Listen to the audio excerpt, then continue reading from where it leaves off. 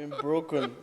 I mean, if you're asking what the brokers have been before, I'm saying I have been broken. Where literally I have a bank account, but my bank account was overdraft. Oh my God, we've all been there. We've all. Welcome to the first episode of Plus One Two Three Four podcast, and I'm your co-host Mustafa Zachary, and I'm gonna be here with. Introduce yourself. Hey guys, my name is David, and My name is Dunia. So, the aim of this podcast would be to shed some light on the African immigration experience, and I've noticed in Hollywood and in pop culture and even in the media, there's not a lot of light that's being shed on the experiences of African immigrants. And so the aim of this podcast would be to shed some light on that, and we'll start episode 1 with some of our experiences, give you a background of how we met, and some of the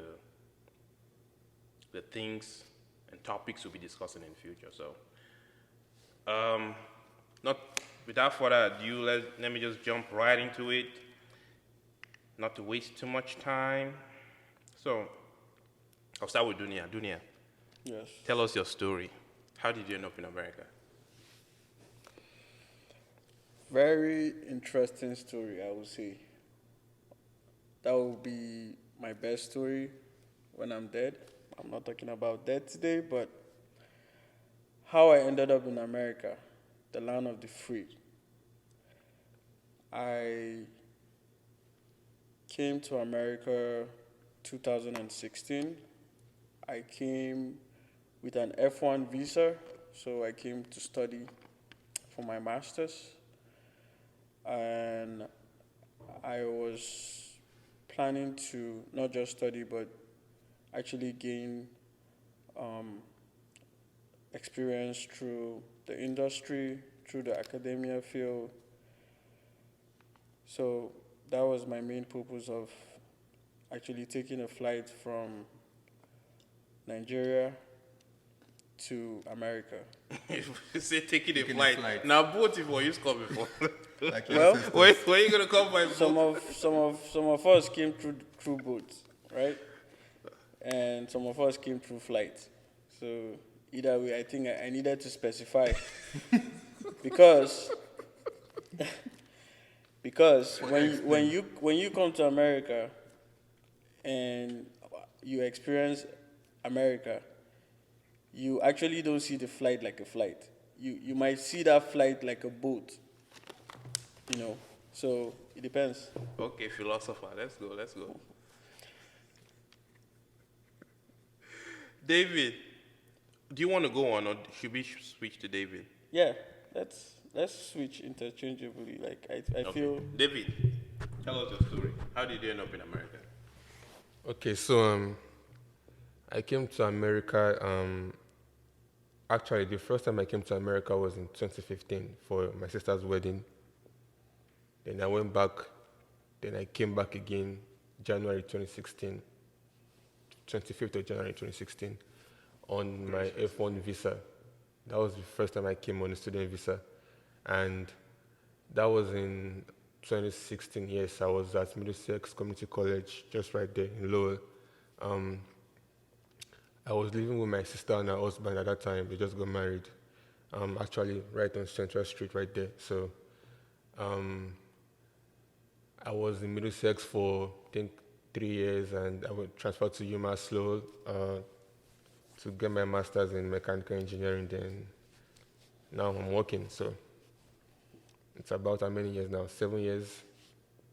Almost a decade. So, yeah, which is crazy to think about because I remember coming to America it was like yesterday. Like time flies like crazy. Like you don't even know. It just goes. It's insane. yeah. So I'm grateful for my life for now so far. Let's see where the future takes me to. So Your far so turn. good. So far, so good. Oh, my own story to America. I think if I'm going to go into my story in details, it's going to take a whole episode. So My first experience with America was in 2016. I had just graduated my undergrad in physics. I was 20 then. And my dad was like, we've been to the UK, we've been to France and some other countries in Europe. And it was like, okay, let's try America. And then we had a family friend here that we hadn't seen in a long time. And it was like, let's come to America, see them, like experience the culture, and broaden our life experiences as a family. So I remember it was in 2016. We went to UK for a couple of weeks, and then from there we proceeded to America. So when I came to America, we spent 1 month. And coincidentally, it was like the same month that I was going to turn 21. So I turned 21 in New York City in 2016. And so it was like a very, very, like, I don't even know how to describe it. It was like an eye-opening experience, because if you've been to Europe and then you segue into America, it's like there's a huge difference. Number one, there's space. There's a lot of space in the US as compared to like Europe, especially London. London is like bottleneck. Like the roads tight, there are so tiny. The houses are so tight, and even like the stores. If you go to like most of their popular stores in the UK, I think there's Boots. Boots is a popular store in the UK. That's good. If you go to Boots, you buy some stuff from Boots. Their toothpaste is always so small. Like all their stuff is like small sizes, and then you come to America and Very like conservative culture. yeah, then you come to America and all the things are like massive. You buy things in massive sizes. The roads are so big. There's so many cars on the road, so it was like a huge contrast in experiences from what I had experienced in Europe. And so, after I spent the 1 month in the US, I was like, you know what? I gotta come back. I gotta come back to the US. And so, Enjoyment. around that time, I was supposed to go for my national service, like, because I had just graduated. I had to serve for 1 year in Nigeria. It's like a customary thing that you have to do in Nigeria, that after you graduate your first degree, then you have to serve for 1 year before you're eligible to work or get to work. You can't have a job in Nigeria after graduating in Nigeria without having an NYC certificate to show for it. So it's like a requirement for those of you that don't know. So after my experience in the US, I was like, you know what? My dad was already pumping me up that, get a school that you can go to, that you can get your master's degree in. My final semester in Nigeria, I think we did a course like introduction to nuclear engineering or nuclear physics, and from there I just had a very, very deep interest in nuclear engineering or nuclear physics. I just knew I wanted to do something nuclear, and so I started my hunt for graduate classes or graduate programs, I should say, in nuclear engineering or nuclear physics. And so that was the genesis of my second visit to the US, because I actually came back in 2018 for open day at MIT. I was so pumped that I was going to get an admission to MIT for grad school. They just invited me for open day, but we were all there. they invited me for open day. I came, I visited the Department of Nuclear Engineering. I was like, my God, it has to be MIT. If it's not MIT, I'm not going anywhere else. That's your first mistake. This is an American country. See, you apply for a job, the recruiter will call you. They'll be like, when you get this role, you're going to do this. You'll be like, I'm getting this job. Next thing, Jimmy alert, param. We are sorry, we have moved on. Any email that starts with "we are sorry," just say. This country, I don't take anything like to what until I see that they give me. Actualized. It's for you. I'll believe them. Yeah. But before then, don't get your hopes up. So during my second visit, I took the GRE exam in New York City. I took it twice because the first one I didn't like my score, so I went back to take it again. And I had already taken it like once in Nigeria, so I took the GRE a total of 3 times. No, 4 times. The first one I missed the exam. They didn't let me in because I didn't have like a driver's license to show, or like a national ID, or showing them my NYC ID. Then they refused to accept it. Yeah. So like it has to be a driver's license or international passport. I called home for them to scan my international passport. They were like, no, they need to see it physically, and so I couldn't take that exam. So I took it once in Abuja, then I took it twice in New York. So, because I was so stubborn, I felt like it was high school maths. So, how Yeah. hard could it possibly be? I was like overestimating my abilities then. So, Yeah. after I like, after the third trial, I had to go back to the drawing board and like really, really study for the GRE, and then that was when I got the score that I really liked, and I used to Facts. apply for grad school. So, Facts. from my experience, if you fail again, you fail again until you get it right. True. So, Yeah. By the way, for a lot of our viewers that have not tried to come to America before and want to come to America, I will say this, and this is why I keep telling those loved ones back home who want to come to America or anywhere in the world, not just America. The first step from what I learned before coming to America is if you want to apply for schools, you're looking at going to Canada, anywhere, the first thing is to consider enrolling for the GRE, the TOEFL, or one of these exams. And sometimes when you do get your admission and get through the process, maybe when you go to the embassy for your interview and you have all those credentials, they might not even ask you anything about it because you have it, right? So some people might downplay it and be like, it's not important. I rather look for scholarship. Even though you have scholarship, the GRE kind of prepares you to what is ahead. It's the basic, right? So you live in a culture where you think you speak good English, but they're trying to give you an aptitude test about English, like reading, speaking, listening. It's to help you understand that when you come to study abroad or in the US, if you do have those fundamentals, right, you're good to go. yeah. If you don't have listening skills, if you don't know how to write, if you don't know how to If you don't have quantitative skills, quantitative skills, exactly. So they might not give you what you're going to study there, but that's just the basic. So anyone out there, you have to be open to test, and not just once. You fail, you try again. Trust me, he wrote Jerry like 3 times. I wrote it like twice. I wrote one when I came here because uh, when I came here, I was still trying to transition to another course, and I was required to write the GRE again. So you can't escape it. yeah. It's part of the process. So like, Me, I escaped it. you're a not lot- yet in grad school. So if you're going for grad school, you have to take the Yeah. exam. Usually, if you're coming for your first degree, you don't need like a GRE. But if you're coming for grad school, But they have another exams, right? For the Yeah, it was undergrad. what's it called? Uh, SAS, no, it was forgotten the name. SAT, something like It wasn't SAT. SAT. SAT is for high school. I actually used my WAEC to get. So what happened was when I got admission to UMass Lowell through what's it called, Navitas. It was like this program Pathway that you programs, do. yeah. So I got the admission, but when I came to America, my first time with my sister, that was when they were like, "Why are you going to UMass? Like, go to Middlesex, go to a community college. It's way cheaper. Like, you're going to spend like way less money."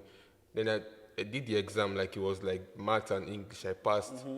Then they said, "Oh, I got the admission." That was it. Like it was very easy. I didn't have to do any. I just passed and they let me in. So Also, with the advice of loved ones, honestly, like there are many ways to cut costs, and get good education here. If you have a very good advice from people who have experienced the culture, the society, and the educational system, they can tell you exactly what to do. Yeah, let me just say this though, like there's always this fear, like for exams, like there are certain people that once they hear like exam, you have to take an exam, they start to panic. Oh, we have to write maths, we have to write English exams. These are like high school level, secondary school level exams. It's not designed to make you fail. It's designed to just test you, to prove that you have the basic skills necessary to succeed in grad school. And just like with anything in life, like if you want to grow abs, you want to grow chest, with more practice in the gym, you see that you start growing your chest, you start growing your arms. That's exactly how it is. Like if you do not practice, there's no way you're going to pass. So all of that time that you're going to use to panic, fear that you are going to fail, if you actually invest that time into learning and perfecting your skills, you'll pass the exam like easily. So I know Nigeria, most people don't like writing exams. It's normal. Like usually like in primary or secondary school, if you fail like a test or an exam, they flog you or they beat you. I've never understood that logic, why you need to beat somebody for them to pass. Like instead it's going to make them feel more. So a lot of people grow up having that fear of exams. But trust me, if you're coming from grad school in the US, if you do not have a GRE, it's almost impossible. Like people always look for, go online on Google and search like, oh, schools in the US that do not require GRE. Why are you investing so much time trying to cut corners? Like just invest your time, study. The GRE exam lasts for 5 years, so if you write it once and you pass, you can use it for 5 years. So I think it's a very good investment. I don't think you should be afraid of it. Let me segue back to finishing my story about like America. So I visited MIT. They showed me everywhere. Like they were like, you know what? If you go back home, apply, you have a good chance of getting it. Because I had a conversation with like the admission chair at MIT. Then they were like, just apply. You stand a good chance. Set up.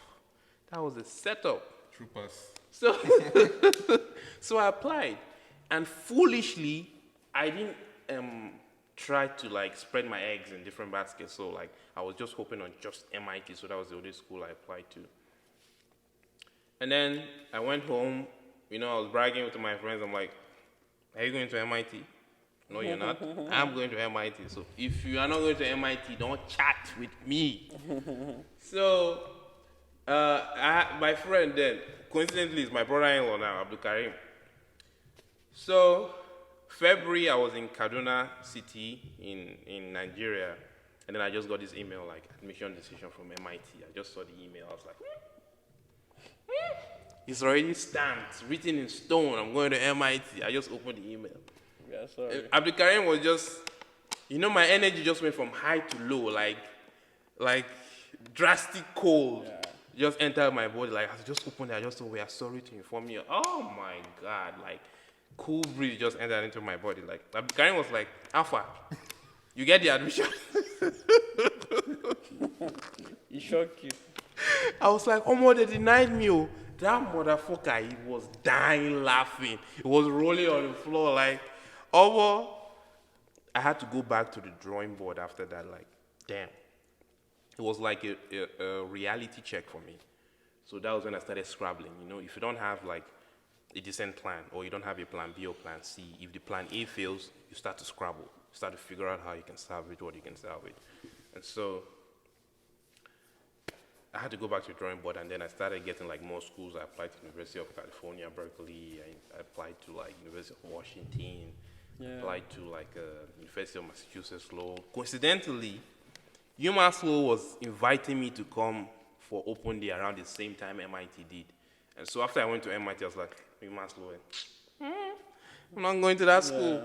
I'm going to MIT. And so after MIT denied me, I started scrabbling for UMass Law's email that they sent me there to figure out how could I apply. Yeah. And so I applied to like 5 other schools. So I applied to 6 schools and 6 schools in total.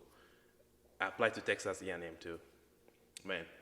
So around like April or May, I just started getting rejection letters after rejection letters, rejection emails. Like school after school kept on rejecting me. We are sorry to inform you. We are sorry to inform. I was like, what?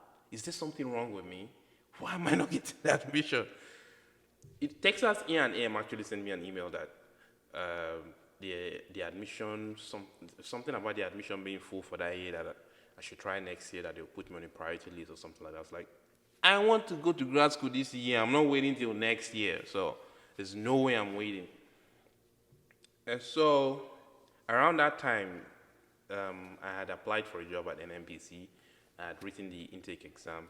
For those that don't know, NMPC is like, as I did, it was the government company for oil and gas. It's like the dream company for most graduates in Nigeria. So like if you work at NMPC, you're like a big boy. Yeah. You're like made. If you work One at of the NMPC. companies, yeah.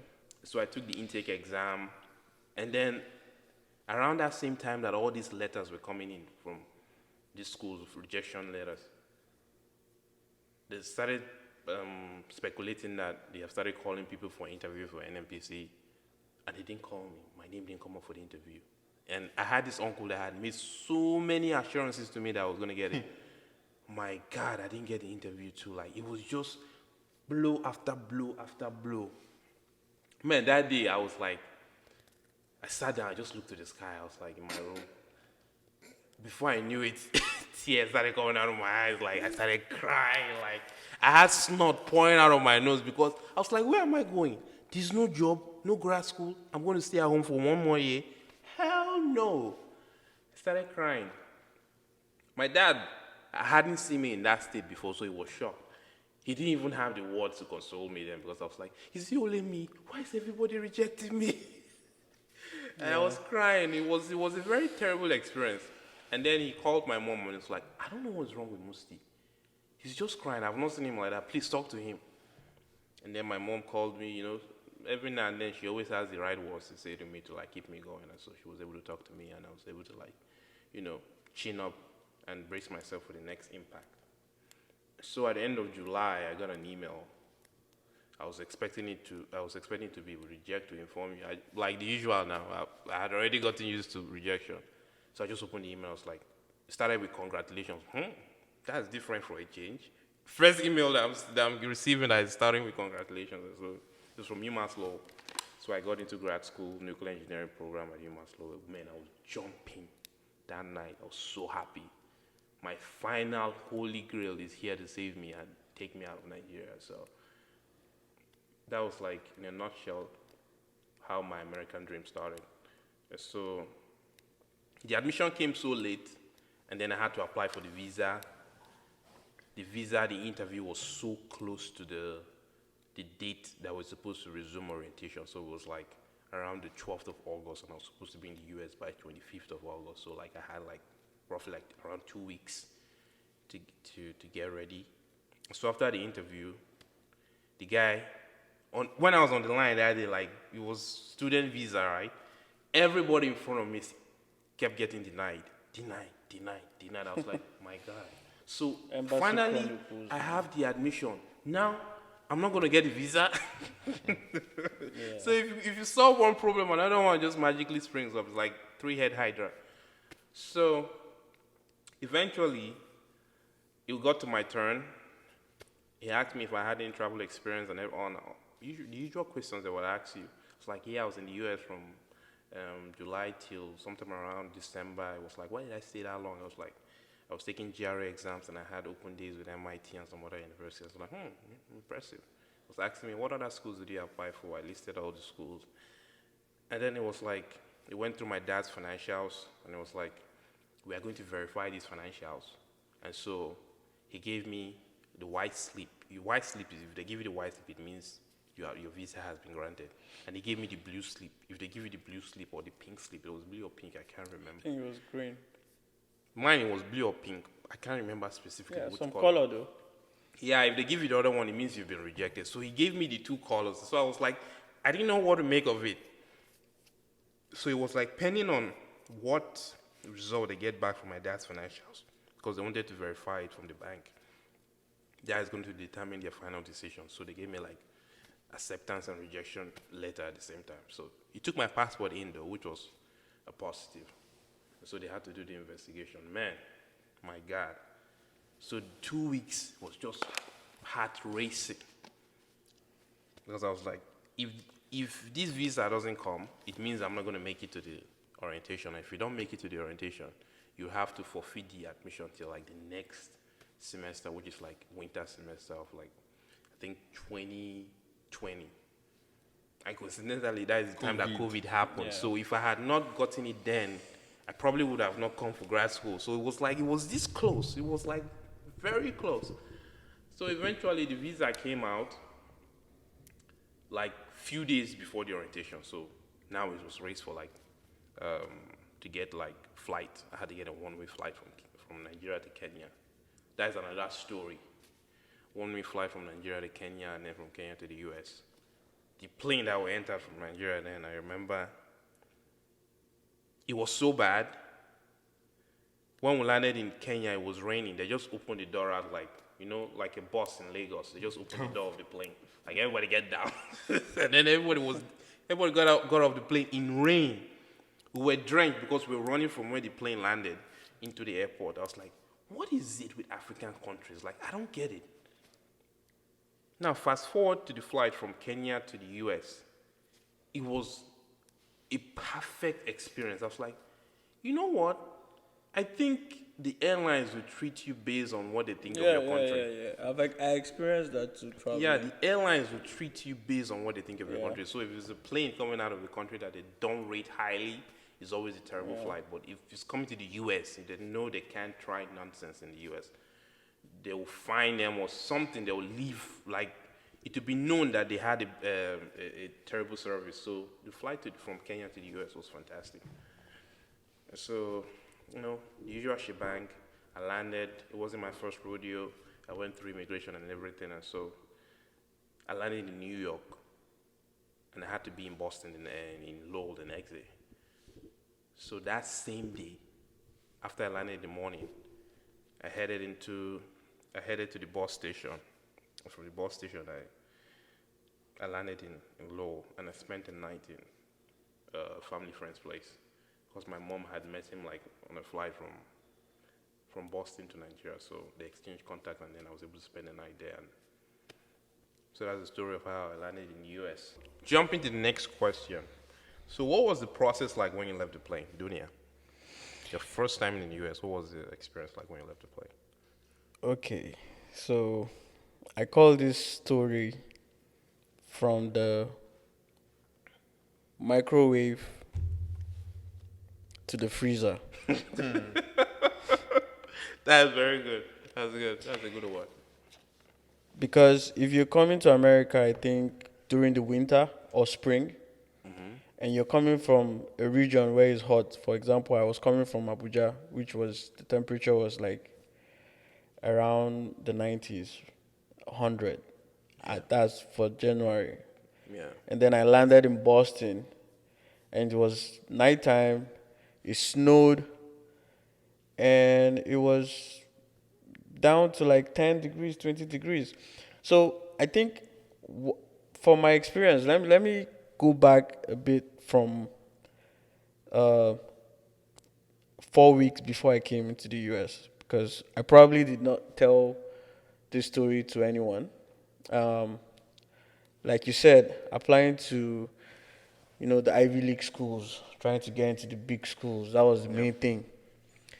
But life usually finds a way to humble you to the path that you're meant to be.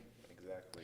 And the reason why we're sharing this story is because a lot of people will watch this video anticipation to know one or two things when they decide to take this path or this journey of migrating, because I think this is also about migration. Yes. Yeah. Yes, that's correct. So 4 weeks before, I did not know I was going to come to America. I applied with through Navitas. They gave me the admission like after 2 weeks, and when the admission letter came, I was supposed to resume in 3 weeks' time. And we all know how the embassy is. Exactly. If you want an emergency appointment, sometimes it's like, like... It's a 50-50. Yeah, it's a 50-50 affair, exactly. So I was in a situation where I finished my NYSC, like, let's say, January, February, and I was still attached. I was working with NAFDAC. That's the Food and Drug Administration. That's like the FDA. Like the FDA in Nigeria, exactly. But I felt like I needed more, because at that time, the DG, who I was looking as a role model, was gone by then. That's Dora. Yeah, Dora, Yeah, and working there, I just felt like I would love to work in this organization, but not at this capacity. If I go out there, gain more experience in research, in whatever, and later I decide to come back to Nigeria and I want to work with NAFDAC, then I'm going to be operating at a different capacity. So I think that was one of my reasons why I felt like, you know what, this education or this experience I need is not right here. I need to just go out there. So while I was doing all that, I didn't have time to be updating my friends like, oh, this is happening. Everything happened so fast. And when the admission letter came, um, the course I got was clinical lab sciences. CLS. CLS, yeah. And because I had like a parent who was very, very choosy too, he was like, why do you want to go do that course? You can do it in Abuja here, like whatever, whatever. You need a very professional course. Oh Like, my God. African this, parents. you need a very professional so that they will feel like they are paying for something that is worth it. But I always felt like because I tried applying to these Ivy League schools and the competition, and sometimes it's not because maybe you are not academically sound. There are a lot of things that goes Yeah. into the decision. choosing because they have a certain number. Yeah. 800 people apply and they're supposed to take 80. So you can see that there are so many things Yeah. to go through. Now, I think I was at in my village, which was like Southern Kaduna, like that area. Not much network. I got the request for the interview with the embassy. I got it on the 31st of December. I applied for it on the 28th. They messaged me on the 31st to come for the interview on the 1st, on New Year Day. Yeah. So I was not even in Abuja when I got the request. But the moment I got the letter, I just took my bags straight to Abuja. The next morning, I got everything I needed, went into the embassy. They gave me my visa. I got it. Like you said, a lot of people did not get their visa. Yeah. And I was so not embarrassed though, because I understand people's frustration. But some people were actually showing that they were probably not going for studies. They had other motives. I think the best thing is to show that you want to study and you want to study for your own benefit, not because you want to come stay in America, or you have to make them understand that this is for your self-development. And yeah, if the story changes later, for the good. Yeah. So I got my visa. Everyone was happy for me. I got my ticket. I think I went with British Airways. I went through London Heathrow, JJC. Normally, one or two things will happen. For example, I had one experience. My mom was telling me about not putting shampoo and all those sanitary stuffs in my hand luggage. And I was like so stubborn. And when they let me board the plane with those stuffs.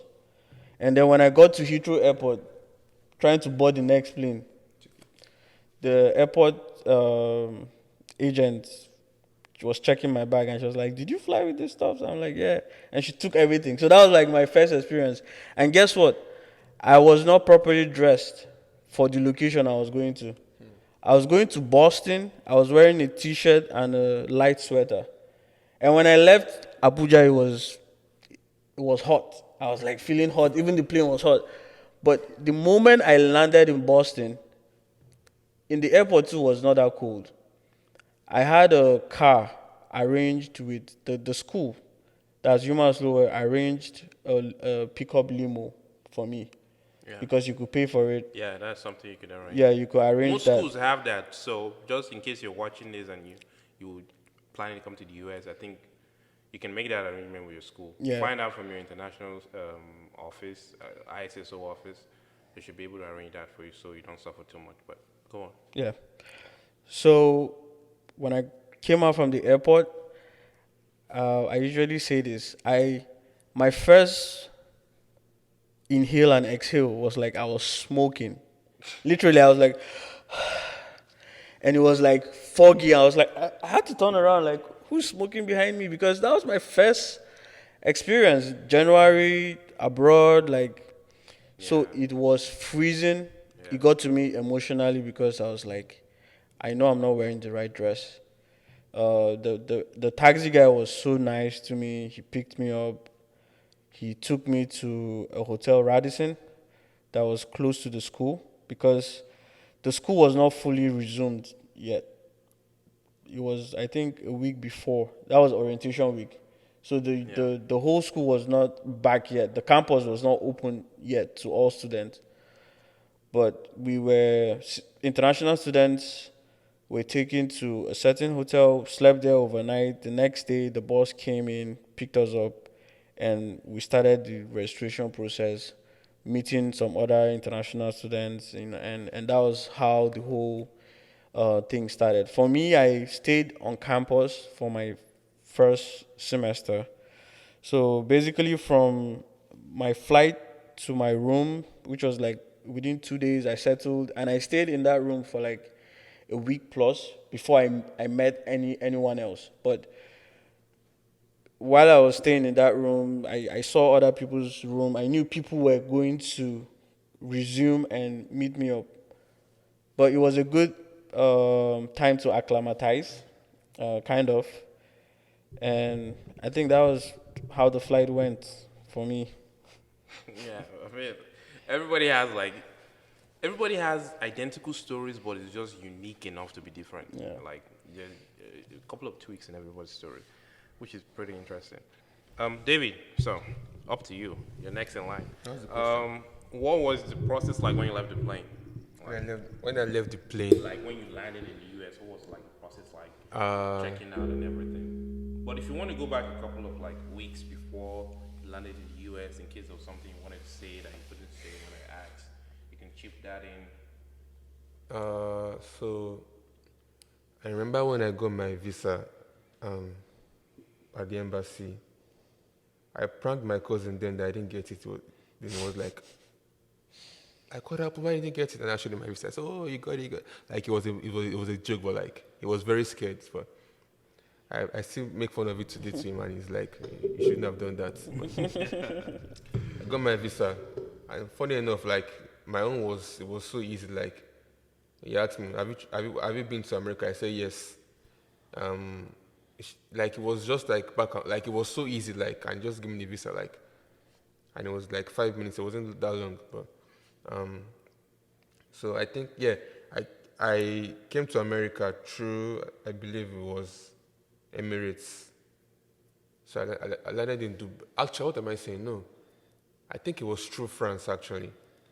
So I used I think KLM. Then I landed in, I can't remember. I'm mixing them up, but I was in Europe, one of those countries in Europe. Then from there I came to America.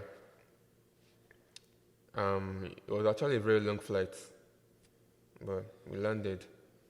And I remember they were giving us rubbish food on that airplane. I don't know. It was just so bad. Like, I don't know. It destroyed my stomach. And I landed. But we sure landed. It was just like giving us vegetable. Like, I'm not a goat. Give me meat. Give me meat. Nigerian. Give me meat. You want pound the yam in plane again? We paid like one I five know, for that right? ticket. Give me pounded yam or something or rice. You know where we are coming from. Which one is vegetable? Yeah. I'm not a goat now. Give me food. I'll make me food. Oh my god. Okay, so we landed. I landed in Logan, Boston, Logan.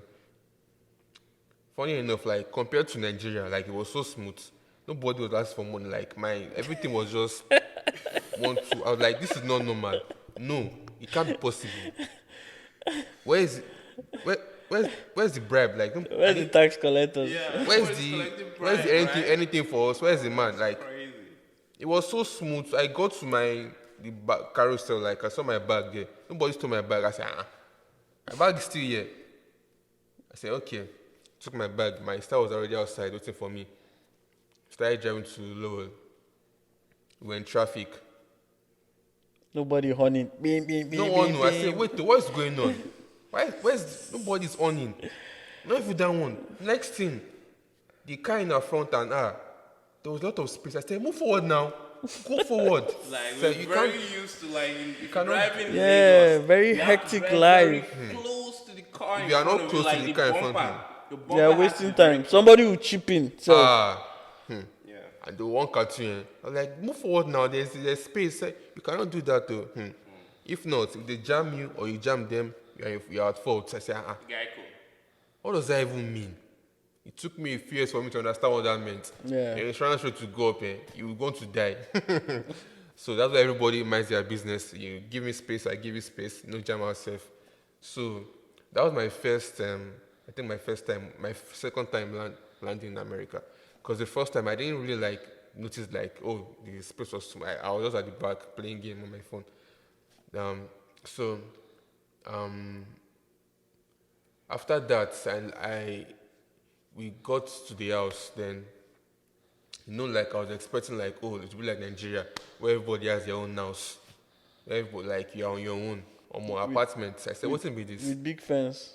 And now, even the apartment were there was no gate. Anybody could enter the front door and just walk. I was like, what is going on? That's not safe. I said, you get used to it, don't worry. Yeah.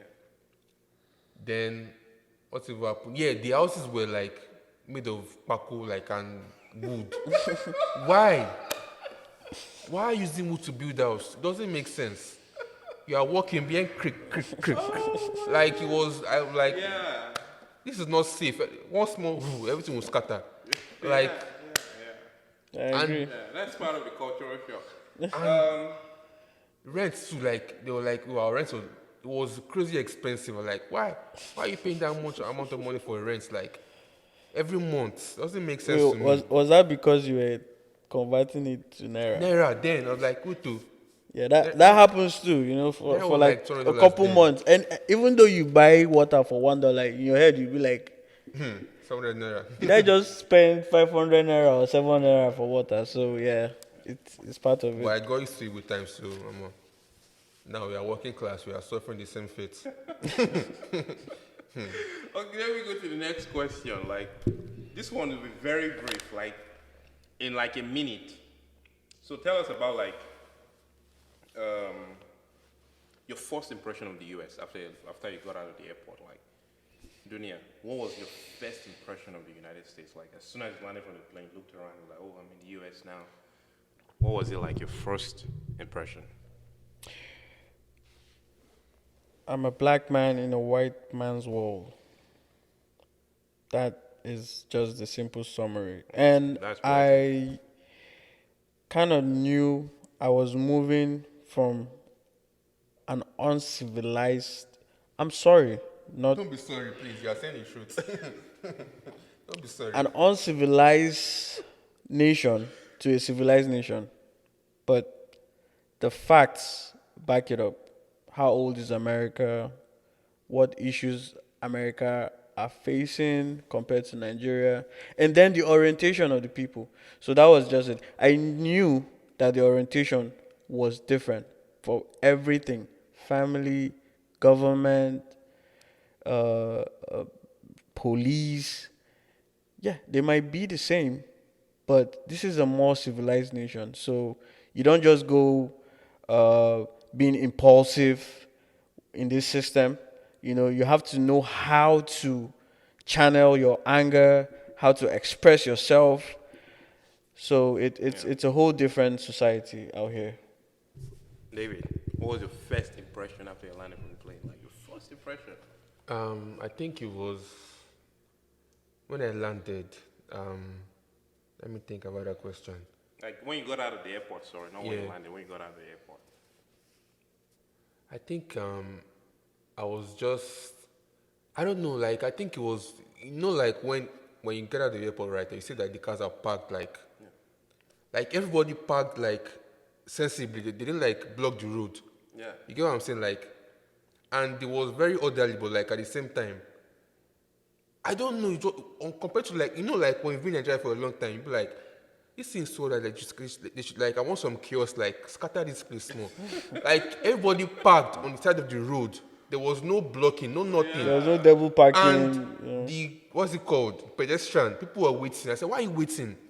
Yeah. Go now. I said, you jam somebody, you pay. I think when I think we were leaving the airport, Then I think she just stopped for us. She stopped the car.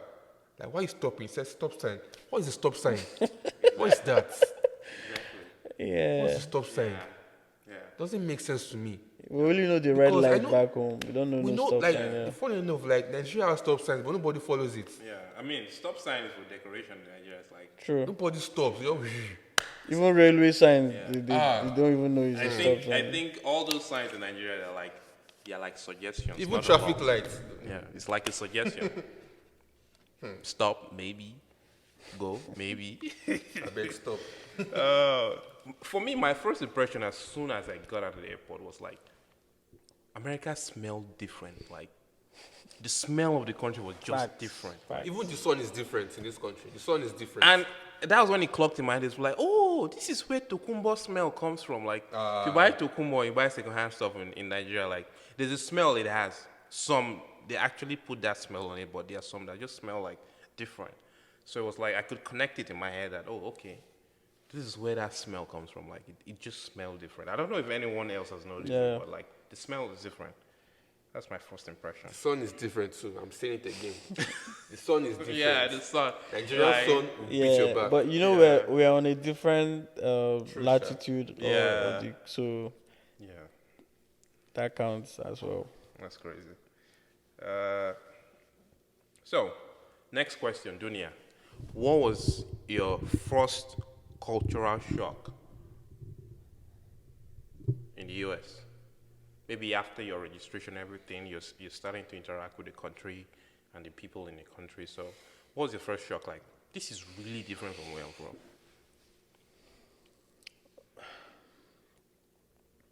Well, because my first experience was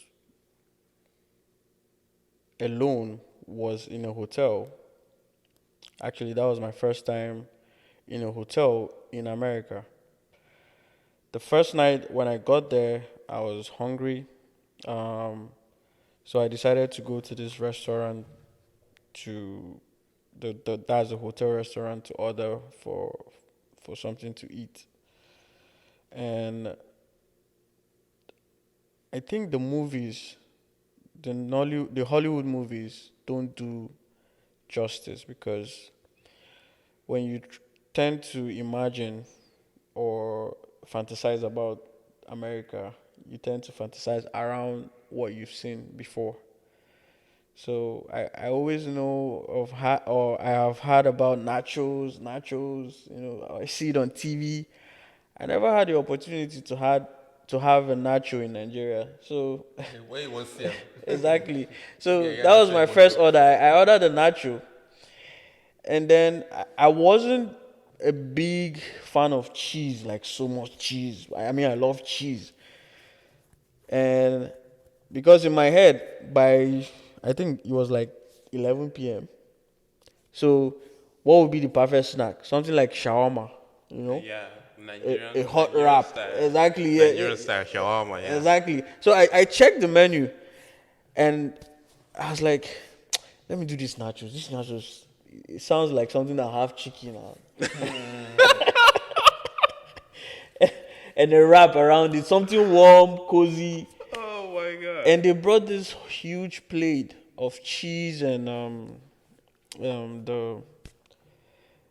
the chips. Yeah, nachos, right? Yeah, and just a couple chicken around, and boy, oh boy, I think it was like $15 or so, and I could not eat that food because that was not what my taste buds wanted. You understand? So at the end of the day, I just had a Sprite or a Coke, I can't remember, soda, and I just went to my room with the whole food. The next morning, I put the food in the trash because I knew I wasn't gonna deal with that, and I went to school. And when I went to school, I asked them about where can I get food, and they told me, "Oh, you can go to the cafeteria." I went to the cafeteria. It was cheese pizza, and it was cheese pizza alone. I'm like, "Oh my god!" So I think the first cultural shock I had was with food.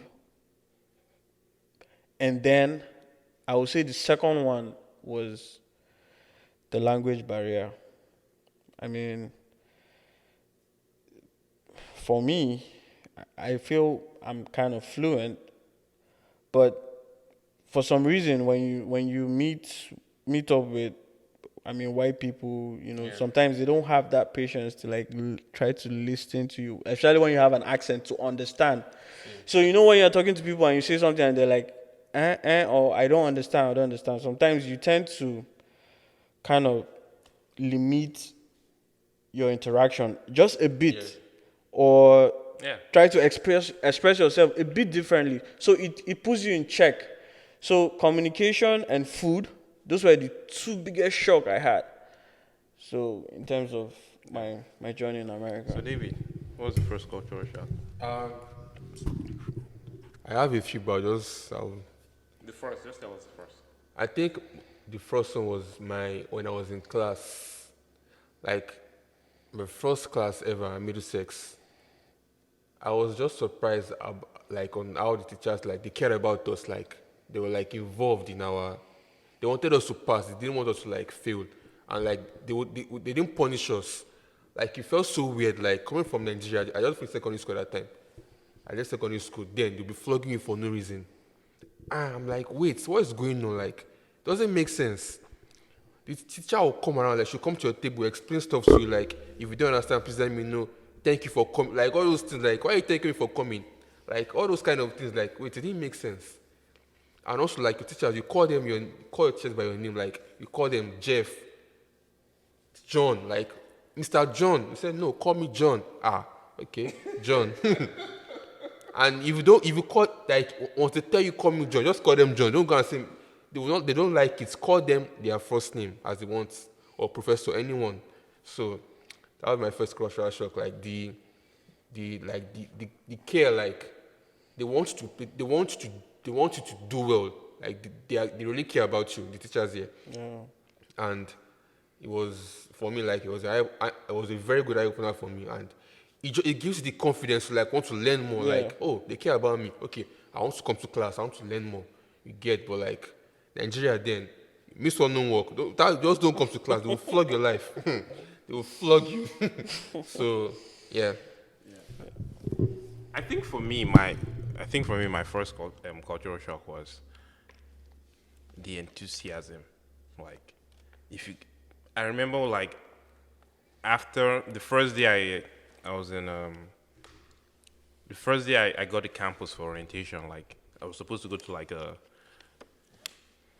front of like a hall to register for the orientation, and then as I got there, like I was like, I'm here for the orientation. Good morning. They were like, hi, welcome. So I was nice. like, why are they so excited to tell me welcome? Why are they so excited to say hi? Like, Americans, like, if they see each other like in the morning, there's like so much energy. I'm like, where do you get this energy from in the morning? Like, hi, how you doing?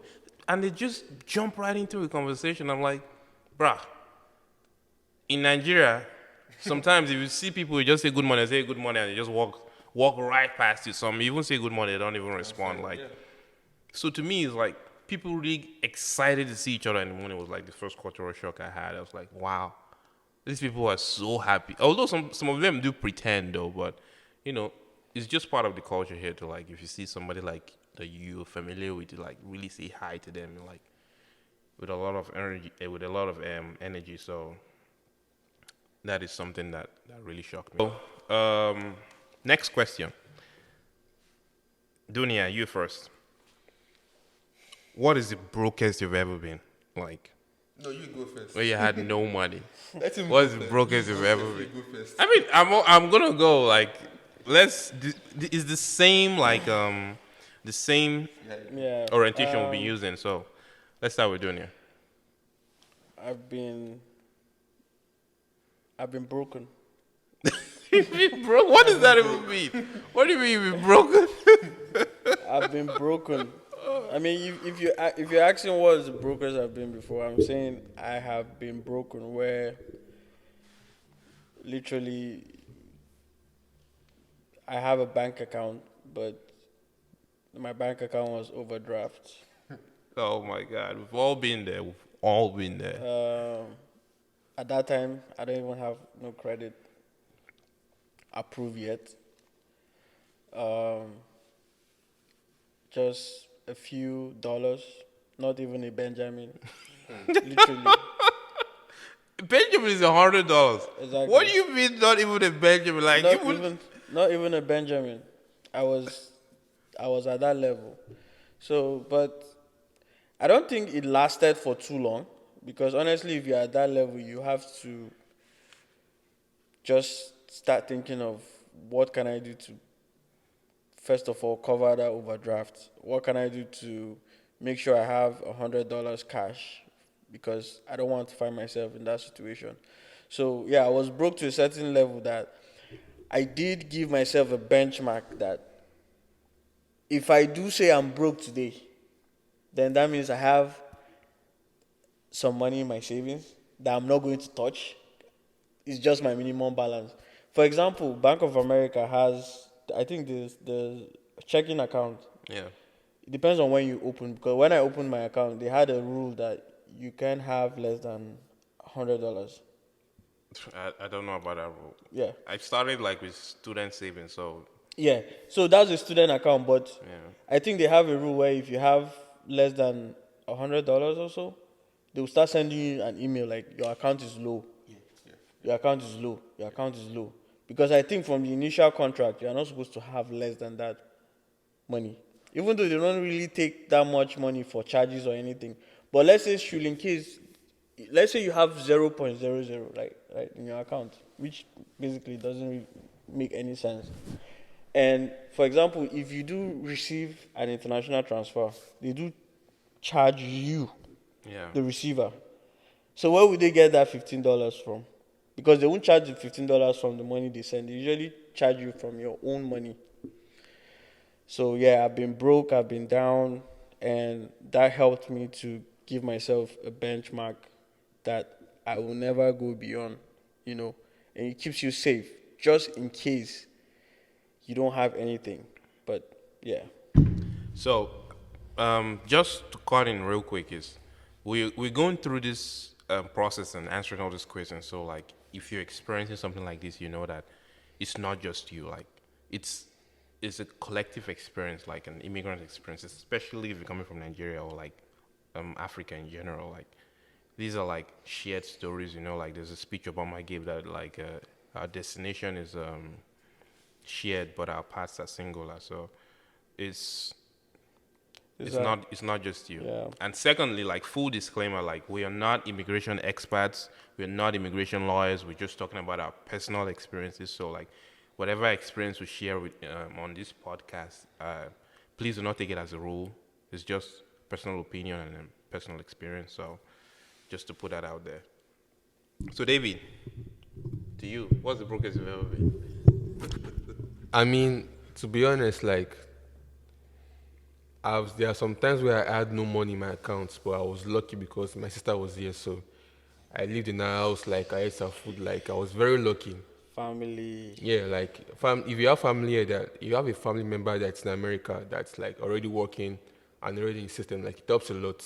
Pray for Cause them. Oh, pray yeah, for them. Very cause like important. it's actually not easy like to make money in this country. So I didn't know them, but like now, like reminiscing like back then, like now right now, like I'm seeing like all the things she had to go through. But yeah, I was lucky because she was here with her husband. Like I didn't have to like work. I couldn't even work, so she was giving me like stipend every month. Then at that time, like it wasn't a lot, like just cover my bills and everything and stuff like that. So I wasn't.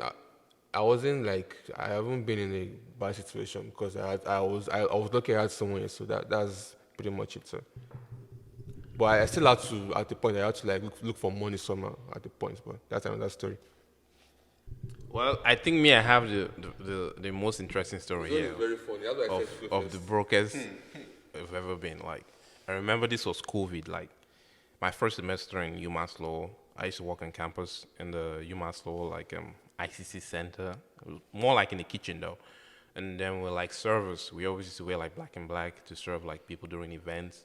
Minimum wage, we're earning like something around like $15 to $17 an hour then. That's big money. It was minimum wage as at that time in Massachusetts. I don't know what it is now, but we're earning around the minimum wage. And then COVID struck. A lot I lost that job. I mean, obviously, you lose your job in hospitality or like food services if a pandemic happens. So I lost my job. I was living. I think my rent then was like $500 a month. So I didn't have any job. I didn't have any source of income to pay. I didn't even have money to feed myself. In the middle of a pandemic, oh my God, it was horrible. And so there was this app then, Merchandiser. I think it was David that introduced me to it. So I finally got a gig for Merchandiser. It was $5. The gig was $5. And then the place was like 5 miles away. So I had to walk 5 miles for that gig for $5. Like, that's how broke I was. Like, I didn't have anything in my account. In fact, my account was negative as at that time. So which means, what does that mean? It means I walked a mile for $1. So Just going, no going and coming. just in one direction, so no pun intended. In one direction, $5. Bruh. Eventually I walked 5 miles to get there. And then I tried to get into the store to do the job that they asked me to do, and they wouldn't let me do it. So I don't know what happened. I can't remember the details, but I couldn't do that job. So it means I walked 5 miles for the $5, and I couldn't even make the $5. That's how bad it was. So I was like, am I really going to walk 5 miles back to the house with empty stomach? Because I was starving then, like it was terrible. What did I do? I called David. I was like, David, please come pick me up. It was David had a car then and that he was using. I was like, David, please come pick me up. I can't walk back. I'm hungry. And I didn't make the money that I came here to make. It was $5. That's how bad it was.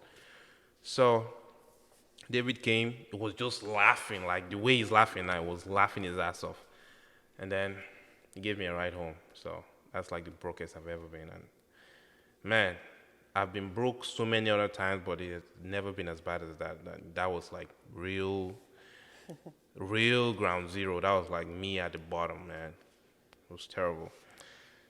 So, if you're going through something similar, just know, trust me, we understand. We've all been there. Yep. So, next question. How did we meet? So, let me start with Dunia. How did you meet me and David? And how did we get to this this position or this point in our lives?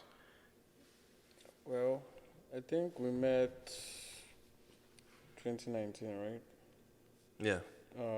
Me and you, right? We met 2019. Yeah, me and Mustafa, we met 2019. We practically lived. Mustafa came into the apartment I was living, and we cohabited with 2 other people, you know.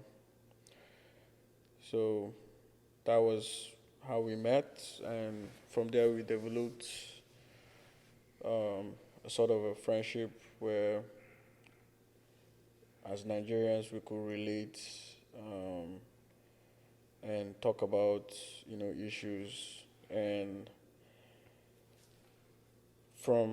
I met David as a friend of Mustafa, as a mutual friend of Mustafa. So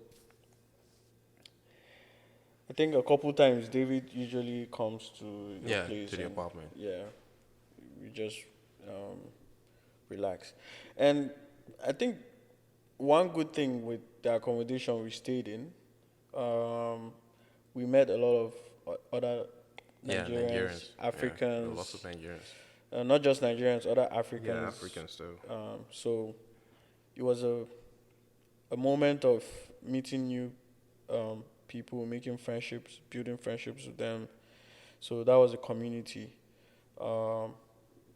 We met at the intersection of school, and it was more about, trying to scale. Yeah. I think you met me when I was towards the end of my program. Yeah, towards the end of your program, and I was just just at the starting beginning. So it was kind of I'm getting there. You're just starting. Yeah. And this is how I can help. And yeah. And Dunia was very helpful then because he was able to give me like pointers. I remember like Junior was the one that drove me to get my first driver's license. He drove me around to like so many stores. Like I think there was like a mall in Burlington and one in New Hampshire that he drove me to get some stuff. Around that time that I was still new in the US and figuring my way out, and so it was, Junior was really helpful. So Davey, how did we meet? Yeah, we met during UMass orientation. Yeah. Yeah, 2019. Then you know, get beards with that time. Not seen. Do you have any beards? Looking like one baby that time. I did have beers. I just cut it off. Ah, okay. Yeah. Yeah, we met that time, like around that time. So I remember was looking for an accommodation. And he told me like he found one. I said, oh, okay, nice. Then I think I got his number, I got my number, and that was how we started talking. Then I met Dunia through him too when I came. So So if you need a good link up, I'm your guy. I will connect you to good people. So you can see I'm connecting people.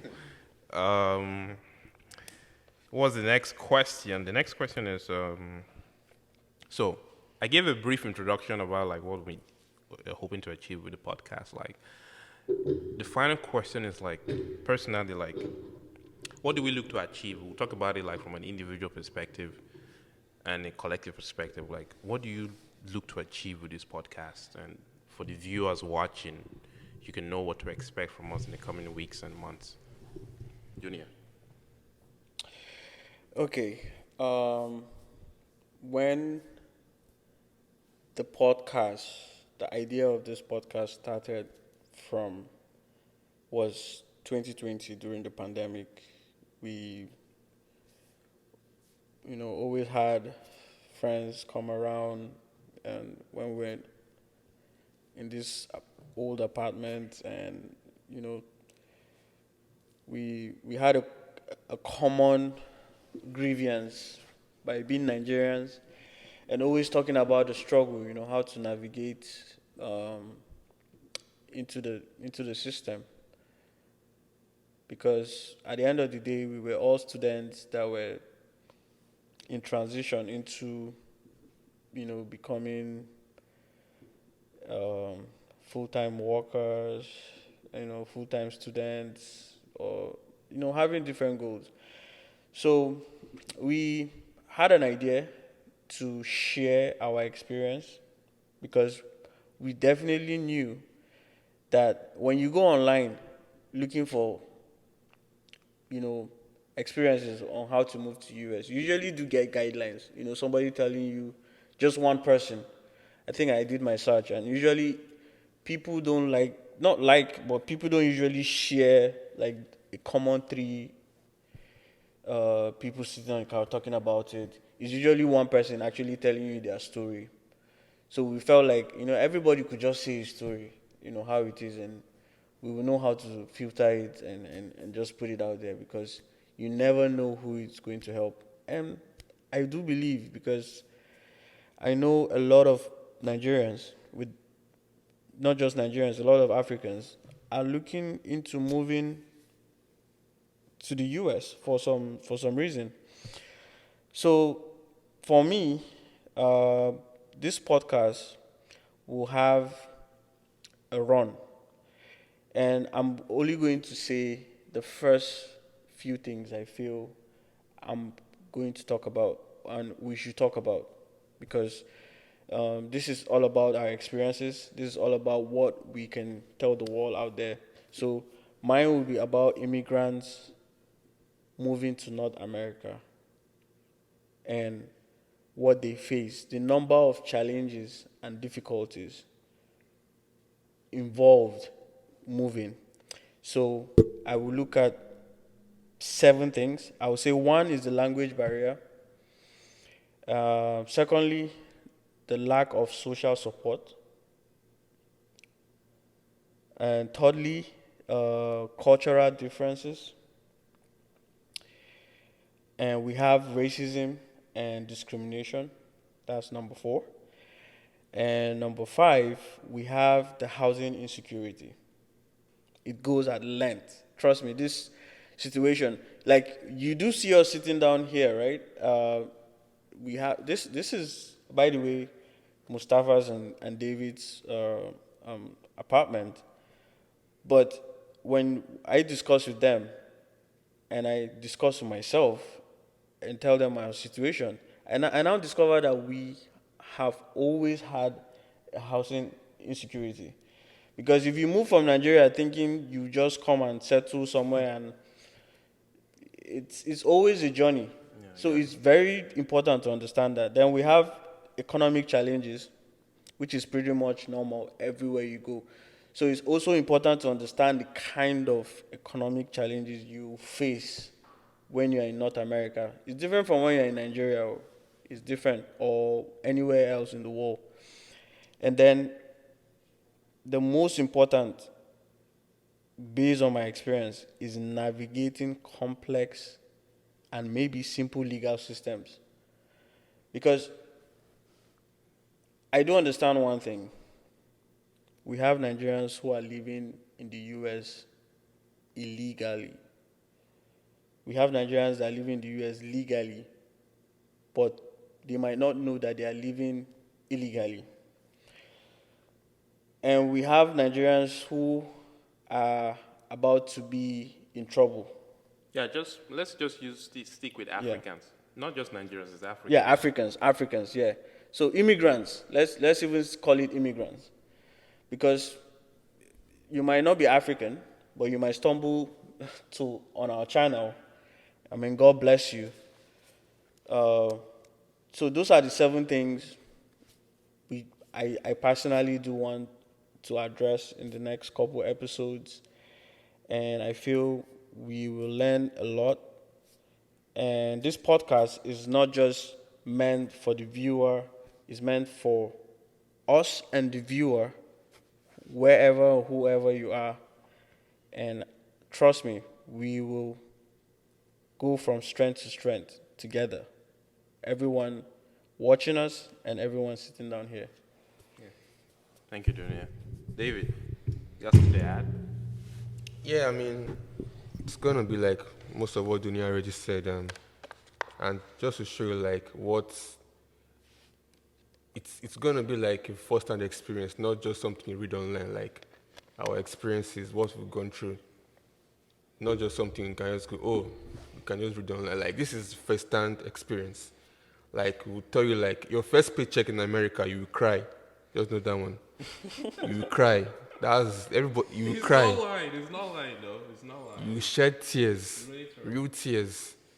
So things like that, like reality, like realistic, real life, like it will tell you like what to expect. No sugarcoating, no nothing. So that's what I'm going to add to what I said. Yeah. So for me, I think the most important thing to me is like understanding nuances. Like you can go online, you can read like information, you can watch YouTube videos that gives you like first-hand information about what you need to do, but there are always nuances. Like the experience for an African immigrant is not the same with like a British immigrant or like with an Asian immigrant. Like there are always nuances that I think is very important to explore.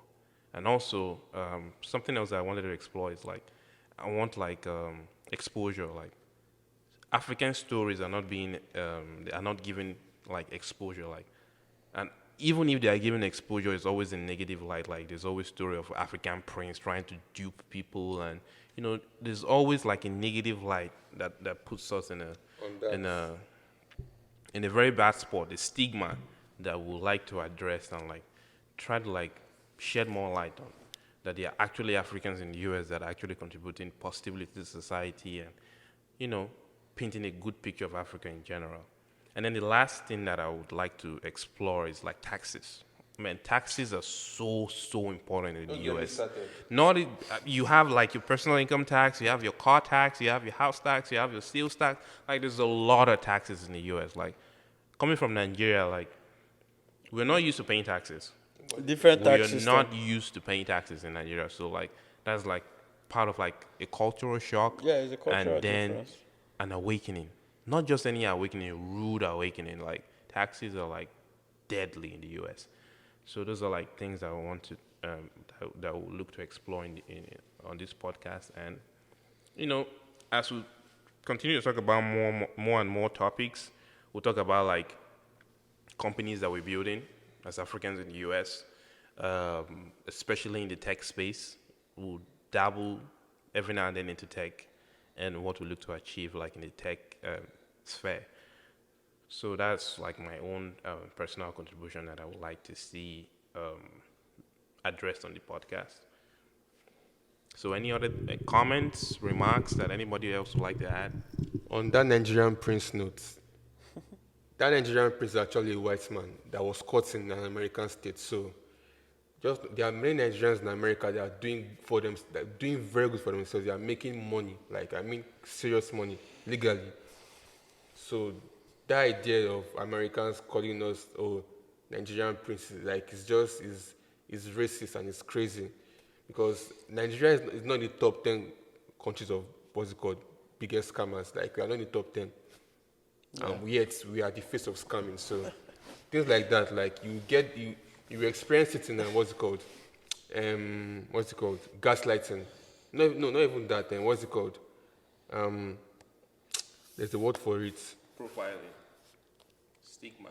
No, not like you know when like someone talks to you, but like in a condescending way. Exactly. Like Yeah. it won't be in your face, but like this people are going towards that. Like you will know, but like at the same time you won't know. So, so just get ready for that too. I think I want to say something. So, this is my experience. This is like current thoughts that I had just yesterday. So, as much as you have a lot of Nigerians, right, that have not traveled out of Nigeria to the US, you also have a lot of Americans that have never traveled to not just Nigeria, Africa. So I think the world is so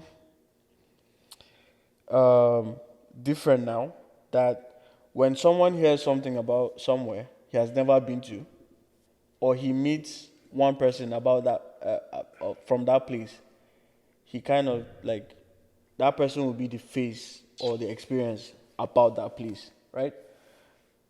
For example, we have one or two people who are arrested. I don't want to call names, like, and they were brought into the US. They were living in Dubai, the scammers, whatever, like wherever they bring you from.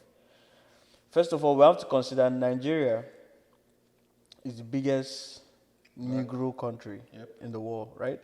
So anywhere you find black people, I'm betting you, 10 black people, you find one who is Nigerian. And I'm not saying Nigerians are good or bad, right? We have a lot of Nigerians with a lot of orientation, a lot of personalities. So it's very possible that if 10 ladies, for example, are talking about heartbreak, you definitely find one Nigerian who is breaking somebody's heart there. So that stereotype is always... It's always a Femi, by the way. It's always a Femi. A Femi or a Tunde. I don't know what's wrong with those guys. Femi, we are good Femi people, or though. Tunde. You Also- too, yeah, also- Femi, right? Also, if you look at it, growing up, right? We traveled to the UK, and when we travel to the UK, because I'm from Kaduna, for example, 80-90% of people we meet abroad are either Igbo or Yoruba, for some reason. So I had to come back and think, like, what's going on?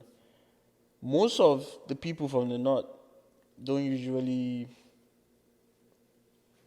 mingle with the community in abroad. Yeah, these are things that we'll get into in upcoming podcasts and upcoming episodes. So you guys stay tuned. If you have any thoughts, leave it in the comments. Always make sure you leave us a like. We would appreciate that a lot. Subscribe to our channel, and we promise to bring more content in the coming weeks and coming months. So we'll have to call this a wrap for this episode Ciao. 1. We'll definitely, I know deep down we want to go more. If we keep going on and on, we'll probably be here for a very long time, but we'll break it down according to episodes so we can address issues from time to time and, keep you posted, keep you updated on some of the thought processes we're having and issues we want to address. And hopefully you stick around with the channel and watch us grow from strength to strength. So on this note, I'll be signing out, and I'll leave it to my co-host to sign out as well. Signing out. Peace.